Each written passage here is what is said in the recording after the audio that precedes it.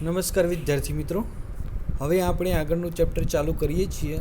Chapter 7 વનસ્પતિઓ અને પ્રાણીઓનું સંરક્ષણ. મિત્રો, આ જે ચેપ્ટર છે ને એની અંદર સમજવાનું ઓછું પણ જાણવાનું વધારે છે. બરાબર, જેમ તમે સામાજિક વિજ્ઞાન ભણો છો ને બસ એ રીતે આ ચેપ્ટરને જાણવાનું છે.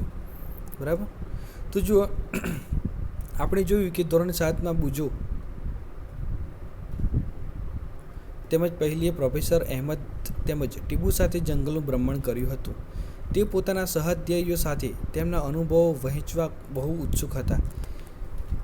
બીજા વર્ગના વિદ્યાર્થીઓ પણ પોતપોતાના અનુભવો બતાવવા અત્યંત ઉત્સુક હતા, કારણ કે તેમાંથી કેટલાક ભરતપુર અભયારણ્ય ભ્રમણ કરવા ગયા હતા. કેટલાકે કાજીરંગા રાષ્ટ્રીય ઉદ્યાન, લોકચાવ વાઇલ્ડ લાઇફ અભયારણ્ય તથા ગ્રેટ નિકોબાર બાયોસ્ફિયર રિઝર્વ વાઘ સંરક્ષિત વિસ્તાર વગેરે વિશે સાંભળ્યું હતું. હવે જોઈએ આપણે પહેલાં વન નાબૂદી અને તેના કારણો. તો આપણી પૃથ્વી પર વિવિધ પ્રકારની વનસ્પતિઓ તેમજ પ્રાણીઓ જોવા મળે છે. તે માનવ જાતિને ટકી રહેવા માટે તેમજ સારી રીતે રહેવા માટે આવશ્યક છે. આજે આ સજીવોના અસ્તિત્વ માટે વન નાબૂદી એક મોટો ખતરો બની ગયો છે. વન નાબૂદીનો અર્થ છે વનનો નાશ કરીને પ્રાપ્ત જમીનનો અન્ય કાર્યો માટે ઉપયોગ કરવો. વનમાં વૃક્ષોની કાપણી નીચેના ઉદ્દેશથી કરવામાં આવે છે. તો જુઓ, આજે વન નાબૂદીનો અર્થ શું થાય? તો વનનો નાશ કરીને પ્રાપ્ત જમીનનો અન્ય કાર્ય માટે ઉપયોગ કરવો. તો આ જે વૃક્ષોની કાપણી છે તો એ કયા ઉદ્દેશથી કરવામાં આવે છે? તો એક તો ખેતીવાડી માટે જમીન પ્રાપ્ત કરવી, ઘર તેમજ કારખાનાઓનું નિર્માણ કરવું, લાકડાઓનો ફર્નિચર બનાવવા તથા બળતણ માટે ઉપયોગ. મિત્રો, આ જે છે ને એ ખરેખર તો વન નાબૂદી એ બહુ ખરાબ ઘટના છે, એ ના થવી જોઈએ.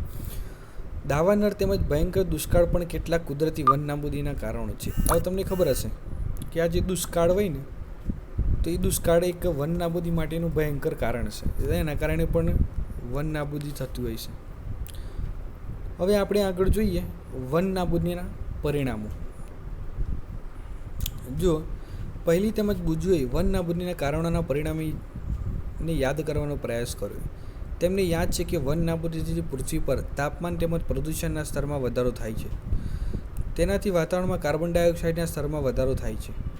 ભૂમિય જળનો ઘટાડો થાય છે. તેનાથી ખ્યાલ આવે છે કે વન નાબૂદીથી પ્રાકૃતિક સંતુલન પર પણ પ્રભાવ પડે છે.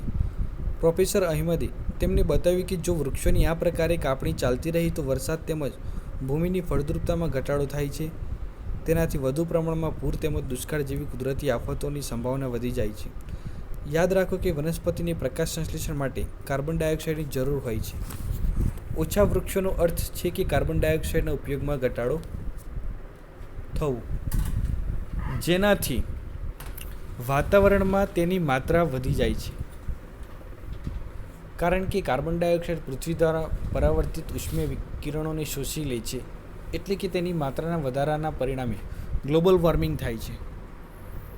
પૃથ્વીના તાપમાનમાં વધારાથી જલચક્રનું સંતુલન ખોરવાય છે અને વરસાદમાં ઘટાડો થાય છે, જેના કારણે દુષ્કાળ આવે છે. હવે આજે મિત્રો કાર્બન ડાયોક્સાઇડ છે. હવે આજે પર્યાવરણની અંદર અસંતુલન સર્જાય તો શું થાય? કાર્બન ડાયોક્સાઇડનું પ્રમાણ વધી જાય. હવે આજે સૂર્યની અંદરથી જે કિરણો આવે છે તે કિરણો શું થાય છે? મોટાભાગના કિરણો ભૂમિ ઉપરથી પરાવર્તિત થાય છે અને અમુક જ કિરણોનું ભૂમિ દ્વારા શોષણ થતું હોય છે. હવે એની અંદર કેવું છે કે જો કાર્બન ડાયોક્સાઇડનું પ્રમાણ વધી જાય તો જે કાર્બન ડાયોક્સાઇડ કેવું વાયુ છે તે સૂર્યના જે ઇન્ફ્રારેડ કિરણો છે, પારજાંબી કિરણો, એનું શું કરે છે? ફરીથી પાછા પૃથ્વી પર પરાવર્તિત કરે છે. પરિણામે તાપમાન શું થાય છે? ઊંચું આવે છે. તો આ એક બહુ ગંભીર ઘટના છે. ભૂમિના ગુણધર્મોમાં પરિવર્તનનું મુખ્ય કારણ વન નાબૂદી છે. કોઈપણ ક્ષેત્રમાં ભૂમિના ભૌતિક ગુણધર્મો પર વનસ્પતિ ઉછેર અને વૃક્ષની અસર પડે છે. ધોરણ 7ને યાદ કરો કે વૃક્ષ કેવી રીતે જમીનમાં ધોવાણને અટકાવે છે. મિત્રો, આપણને ખબર છે કે વૃક્ષો એ શું કરે છે? માટીના કણોને જકડી રાખે છે, તેથી જમીનનું ધોવાણ ઓછું થતું હોય છે. ભૂમિ પર વૃક્ષોની માત્રા ઘટવાના કારણે ભૂમિનું ધોવાણ વધે છે. ભૂમિનું ઉપરનું પડ એટલે કે સ્તર દૂર કરવાથી નીચેના સખત પથ્થરોના સ્તરો દેખાય છે, જેનાથી ભૂમિમાં સેન્દ્રિય પદાર્થોનો ઘટાડો થાય છે તથા તેની ફળદ્રુપતામાં પણ ઘટાડો થાય છે. ધીમે ધીમે ફળદ્રુપ ભૂમિ રણમાં ફેરવાઈ જાય છે, જેને રણ નિર્માણ કહે છે. વન નાબૂદીના કારણે ભૂમિની જલ સંગ્રહ ક્ષમતામાં પણ ઘટાડો થાય છે તથા ભૂમિની ઉપરના પડની મારફતે નીચેના સ્તરોમાં પાણી પ્રવેશવાની ક્રિયામાં અસર ઊભી થાય છે, જેના પરિણામ સ્વરૂપે પૂર આવે છે. ભૂમિના અન્ય ગુણધર્મો જેવા કે પોષક તત્વો, બંધારણ વગેરે પર વન નાબૂદીની અસર થાય છે. આપણે ધોરણ 7માં અભ્યાસ કર્યો કે વનમાંથી આપણને અનેક ઉત્પાદનો પ્રાપ્ત થાય છે. તે ઉત્પાદનોની યાદી બનાવો. જો આપણે વૃક્ષોને સતત કાપતા રહીશું તો શું આ ઉત્પાદનોની તંગીનો પણ સામનો કરવો પડશે? તો હા, ઘણો બધો સામનો કરવો પડશે આપણે. વન તેમજ વન્યજીવનનું સંરક્ષણ. હવે વન અને વન્યજીવનું સંરક્ષણ. હવે વન્યજીવોની અંદર મિત્રો ઘણા બધા સૂક્ષ્મ જીવોથી લઈ અને ઉચ્ચ કક્ષાના જીવો, મનુષ્ય પણ આવી જતા હોય છે એની અંદર. તો જોઈએ આપણે વન નાબૂદીની અસરો જાણ્યા બાદ પહેલી અને બુજો ચિંતિત હતા. તે પ્રોફેસર અહમદ પાસે ગયા તથા તેઓએ પૂછ્યું કે વન તેમજ વન્ય પ્રાણીઓને કેવી રીતે બચાવી શકાય. પ્રોફેસર અહમદે પહેલી બુજો તેમજ તેના સહાધ્યાયીઓ માટે જૈવાવરણ સુરક્ષિત ક્ષેત્રની મુલાકાત માટેનું આયોજન કર્યું. તેના માટે તેઓએ પંચમઢી જૈવાવરણ સુરક્ષિત ક્ષેત્રની પસંદગી કરી. તે જાણતા હતા કે આ ક્ષેત્રની વનસ્પતિઓ અને પ્રાણીઓ ઉપરી હિમાલયની શૃંખલાઓ તેમજ નીચાણવાળા પશ્ચિમ ઘાટ વિસ્તારના પ્રાણીઓ અને વનસ્પતિઓને સમાન છે. પ્રોફેસર અહેમદને વિશ્વાસ હતો કે આ ક્ષેત્રની જૈવ વિવિધતા આગવી છે. તેઓએ વન કર્મચારી શ્રી માધવજીને જૈવાવરણ સંરક્ષિત ક્ષેત્રમાં વિદ્યાર્થીઓનું માર્ગનિર્દેશન કરવાનો અનુરોધ કર્યો. તેઓએ જણાવ્યું કે જૈવિક મહત્વ ધરાવતા ક્ષેત્રનું સંરક્ષણ એ આપણી રાષ્ટ્રીય પરંપરાનો એક ભાગ છે. માધવજીએ વિદ્યાર્થીઓને સમજાવ્યું કે આપણા વ્યક્તિગત પ્રયત્નો તેમજ સમાજના પ્રયત્નોથી વિશેષ સરકારી સંસ્થાઓ પણ વન તેમજ વન્ય પ્રાણીઓના રક્ષણ માટે કાર્યરત છે. સરકાર તેઓની સુરક્ષા અને સંરક્ષણ હેતુ માટે નિયમ, પદ્ધતિઓ અને યોજનાઓ બનાવે છે. વન્ય પ્રાણી અભયારણ્ય, રાષ્ટ્રીય ઉદ્યાન, જૈવાવરણ સુરક્ષિત ક્ષેત્ર વગેરે વનસ્પતિઓ અને પ્રાણીઓ માટે સંરક્ષિત તેમજ સુરક્ષિત ક્ષેત્ર છે. જો મિત્રો આ કોઠાની અંદર સરસ તમને માહિતી આપી છે.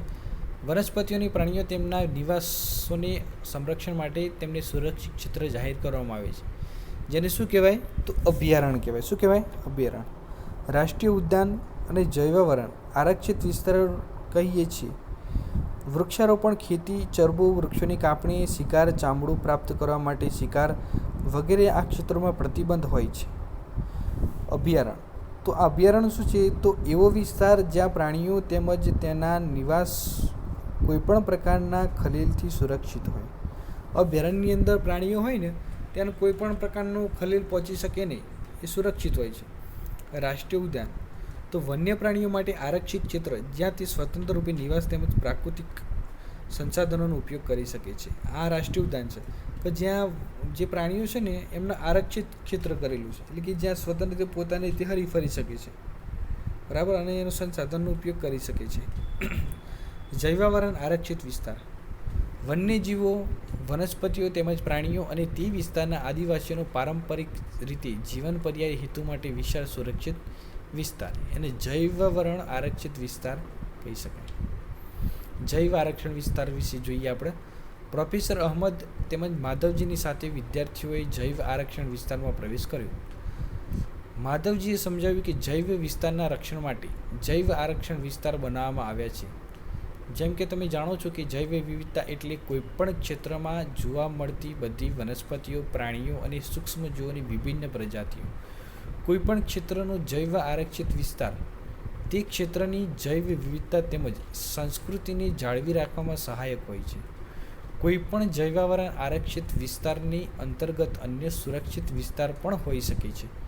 પંચમઢી જૈવાવરણ આરક્ષિત વિસ્તારમાં સાતપુડા નામનો એક રાષ્ટ્રીય ઉદ્યાન તથા બોરી તેમજ પંચમઢી નામના 2 વન્ય પ્રાણી અભયારણ્ય આવે છે. મિત્રો આ ખાસ તમારે યાદ રાખવાનું છે, બરાબર.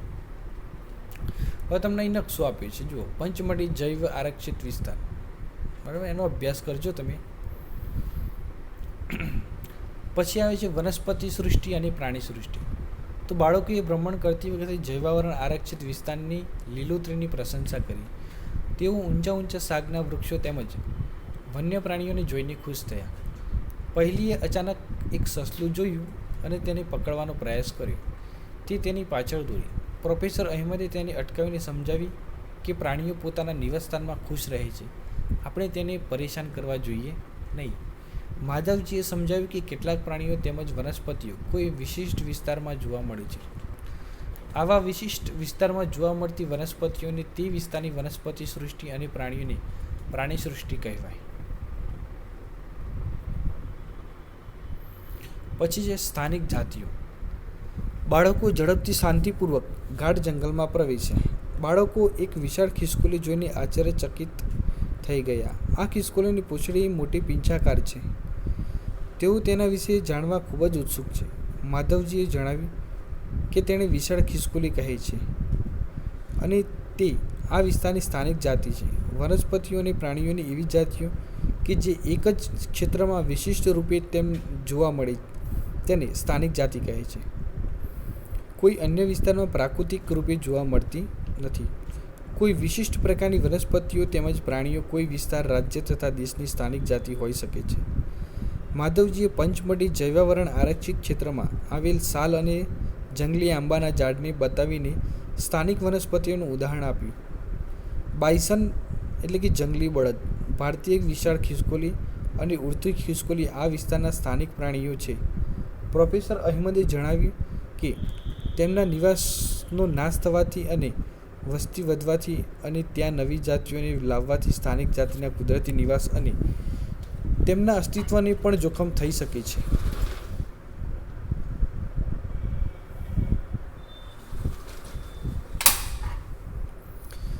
તો જો મિત્રો એ કોઠાની અંદર જાતિ વિશે માહિતી આપી છે આપણે જોઈએ તો એ સજીવોની વસ્તીનો એવો સમૂહ છે કે જે એકબીજા સાથે આંતરપ્રજનન કરવા માટે સક્ષમ હોય છે.